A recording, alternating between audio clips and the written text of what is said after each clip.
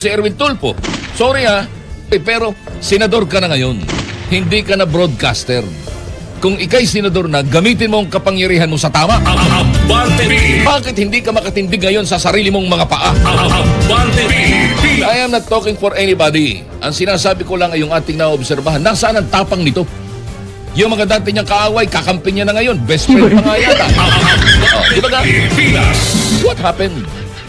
Hindi ka nahihiya, ultimong kapatid mo. Ang sabi ni Ben Tulfo, aba, alam mo, tall bend. Tall bend. Kasi si Erwin Tulfo yung bendalo. Di ba nga? Alam naman natin yan, yung bendalo si Erwin Tulfo.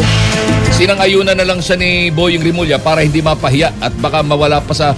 Kasi pag napahiya, baka bumitaw sa kanilang kulto. Di ba nga? Sa iyo pa mismo nang galing na si Cayetano pa rin ang Senate President sapagkat kailangan ng 13 boto. Pero hindi ninyo mapanindigan. Ronnie Ramos, Abante Pilipinas. What happens?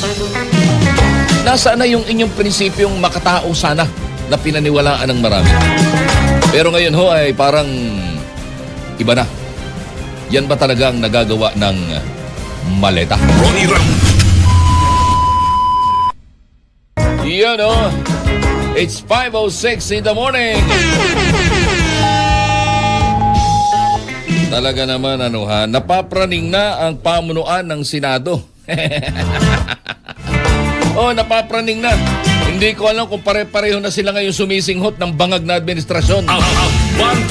Bantakin nyo, palabasin pati media at pagkatapos ay meron dong mga yung mga mahihigpit na makina na pan-check kung meron kang dalang bomba o kung ano man o kung ikay magsisilbing security threat.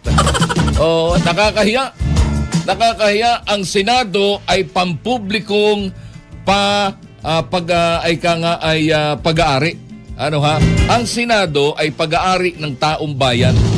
Pero mga praning ang nasa loob ng ating Senado. Hindi ko alam kung bakit napapraning yung mga yan.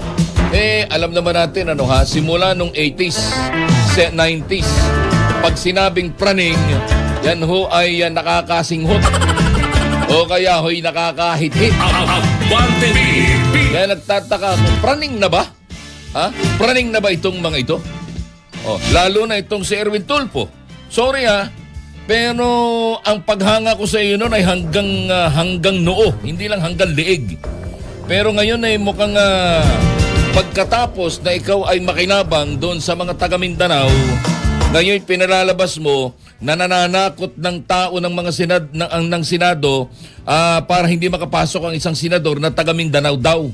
Nagbabanta, sisiraan ka sa social media and so on and so forth.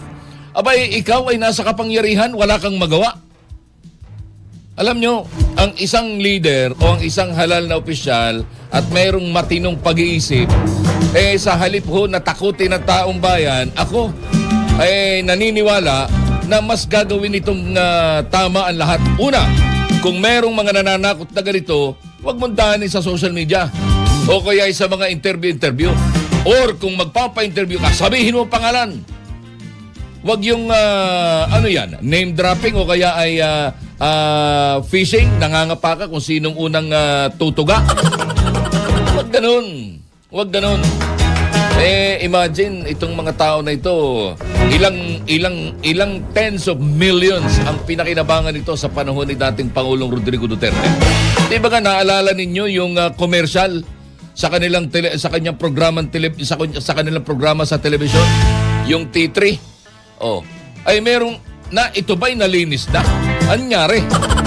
Di ba kaya minsan mahihirapan ka rin Sorry, pero senador ka na ngayon.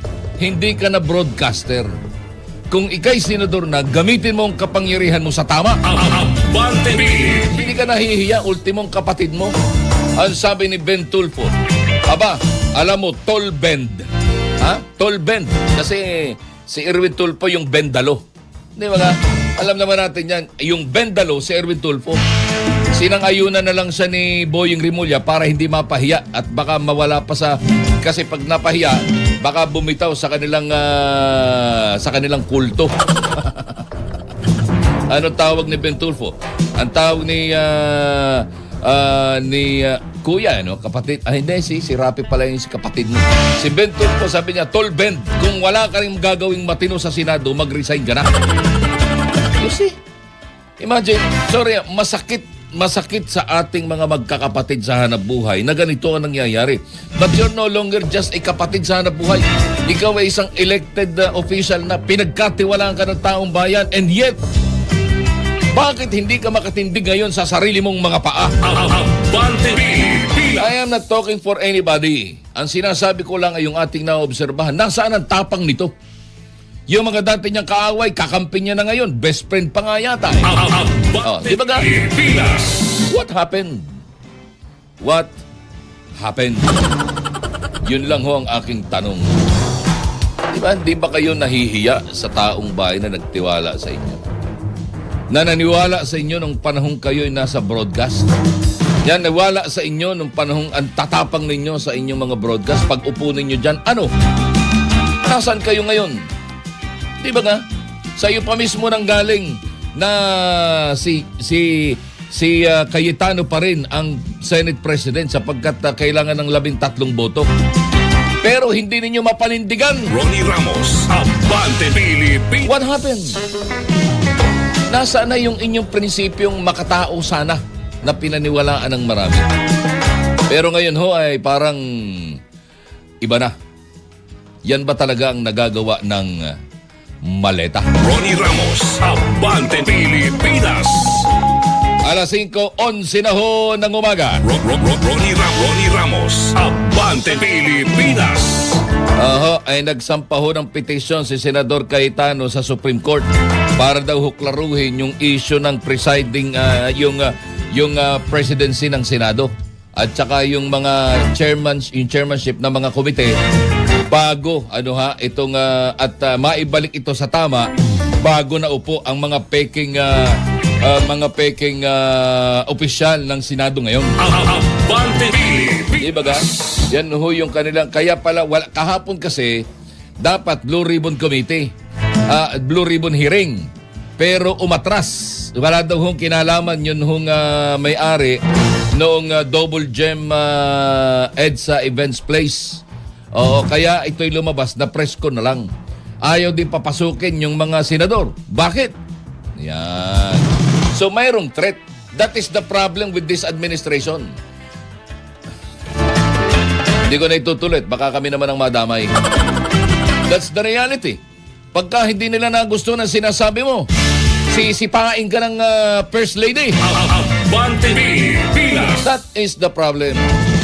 Pero kinahapunan, the same day, nawala yung binawi din ng Double Gem yung nung events place yung kanilang pahayag, di ba ga? Kasi tapos na. Oo, naging press con na lang. Pero sa press con kahapon, mas malalala ang mga ebidensyang ipinakita nitong mga sundalo na ito. Hindi na ho 18 hindi na 18. Abante Pilipinas. Mukhang nadagdagan na. Yan. Kaya kayo mga Pilipino, tayo mga Pilipino, ay magpapauto pa ba tayo? Hanggang kailan tayo mananahimik? Maghihintay ka ng 2028? Kaya mong tiisin yun para sa mga anak mo? Kaya mong magutom ang iyong mga anak? Kaya mong niloloko tayo ng ultimong edukasyon? Niloloko tayo? Diba? Oh. Yung mga pangangailangan ng ating mga anak sa paaralan, naibibigay ba? Wala. Ang sabi, mamimigay daw ho ng 1 milyon, 2 milyon na mga bagong bag at mga school supplies ang administrasyon. Huli na! Huli ka na! Yung mga kababayan nating mahihirap, nakapangutang na. Nakabili na sila kahit utang. Hindi kayo nahihiya. Ang mga bagay na yan ay napaghahandaan, pero kung kailan nag-umpisa ng klase, saka kayo mamimigay.